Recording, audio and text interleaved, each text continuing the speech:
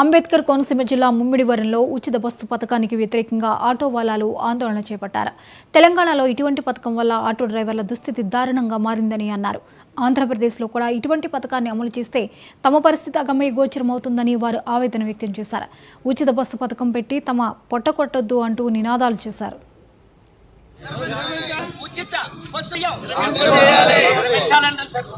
ఉచిత bus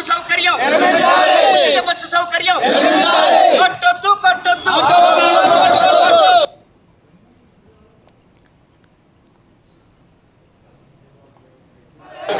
auto కార్మికులకి మరి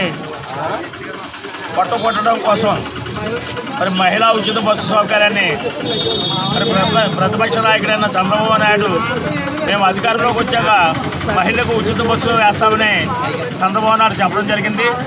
దానికి ముందుగా మహిళా ఉచిత బస్సులు మేమే పండక్కి సౌకర్యం కల్పిస్తామని చెప్పేసి మన జగన్మోహన్ రెడ్డి గారు అనడం జరిగింది. మరి దానికి నిరసనగా ఈవేళ కోనసీమ అంబేద్కర్ జిల్లా వ్యాప్తంగా ఈ ఆటో యూనియన్ సోదరులందరూ మరి నిరసన వ్యక్తం చేస్తున్నారు. మా పొట్ట కొట్టొద్దని ప్రభుత్వాన్ని కోరుతున్నాం. ఎందుకంటే మేము జీవనోపాధి కోల్పోతాం.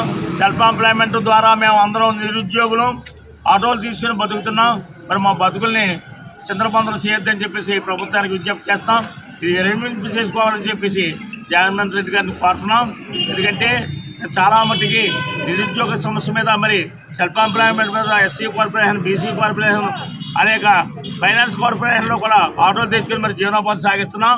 మా పట్టు కొట్టద్దని చెప్పేసి ప్రభుత్వానికి మనవి చేస్తున్నాం.